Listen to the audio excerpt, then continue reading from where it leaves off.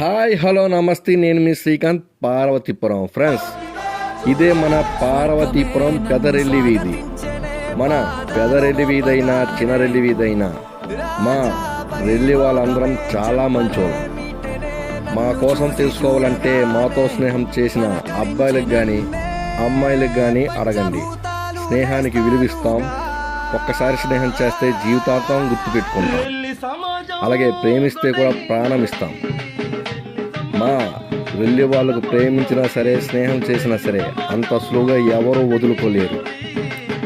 ఇంతవరకు నా మాటలు విన్న మీ అందరికీ ఇదే నా నమస్కారాలు తెలియజేసుకుంటున్నాను. Thank you friends.